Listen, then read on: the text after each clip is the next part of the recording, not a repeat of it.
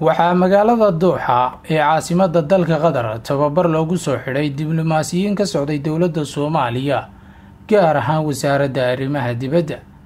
tababarkan oo socday muddo 2 toddobaad ayaa waxa ay ka faa'iideysteen casharro kala duwan oo muhiim ah kuwaasi oo la xiriira siyaasadda arrimaha dibadda iyo weliba sida dalalka horumaray ay u maareeyaan. sidoo kale tababarkan ayaa waxaa dhankooda ka faa'iideystay diblomaasiyiin ka socday dalka Suuriya iyo weliba mas'uuliyiin ka tirsan safaaradda Soomaaliya ee dalka Qatar. munaasabad shahaadooyin lagu guddoonsiinayay ayaa loogu qabtay wasaaradda arrimaha dibadda ee dalka Qatar, waxaana ka soo qayb galay mas'uuliyiin ka tirsan dowladda Qatar kuwaasi oo sheegay inay ka go'an tahay inay caawiyaan oo barbar istaagaan dalalka kale ee ay walaalaha yihiin.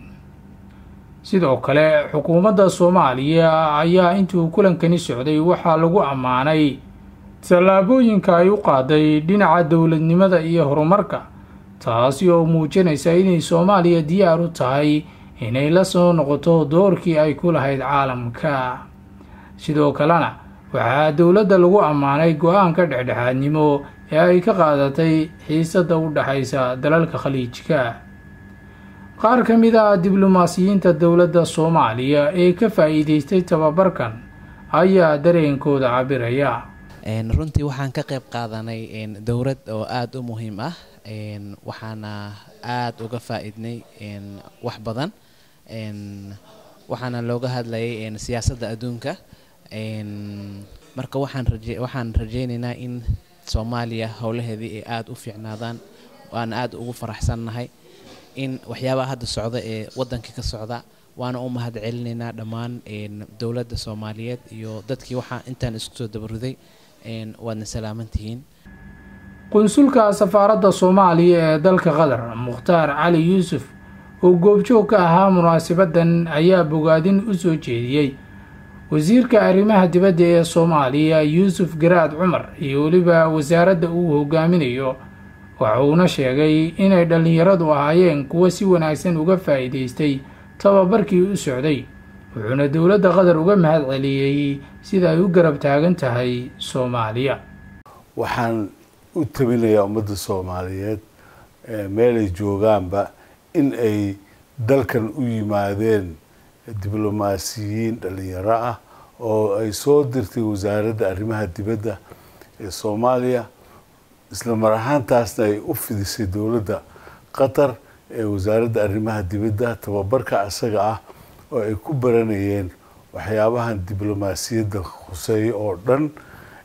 isla mar ahaantaasna waxaan halkan ka qirayaa in ay wasaaraddu soo dirtay dhalinyaro wacyigoodu aada u sareeyo, aqoontoodu aada u sareyso, akhlaaqdoodu aada u sareyso, mathili kara dalkooda iyo dadkooda mathili kara.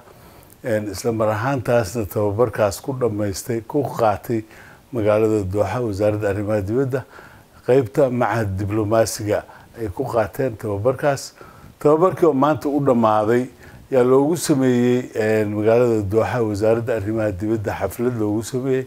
xafladdaasoo lagu siinayay jaa-isooyinkoodii ama shahaadooyinkii tababarka ay ku qaateen. isla mar ahaantaa dhalinyaradiina aada ugu faraxday. waxaan mahad weyn uga soo jeedinayaa annagoo haddaan nahay tiimkii safaaradda Qatar aan nahay meesha joogtay, waxaan mahad ballaaran usoo jeedinayaa dowladda Soomaalida.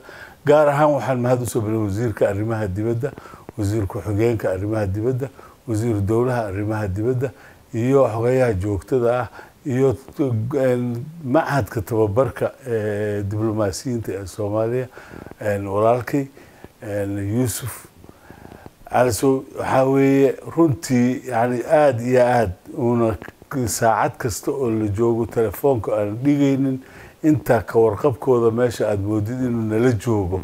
runtii aada baan ugu mahad celinayaa. Axmed Cabdiqaadir Ismaaciil Axmed Darwiish, warbaahinta qaranka, magaalada Dooxa.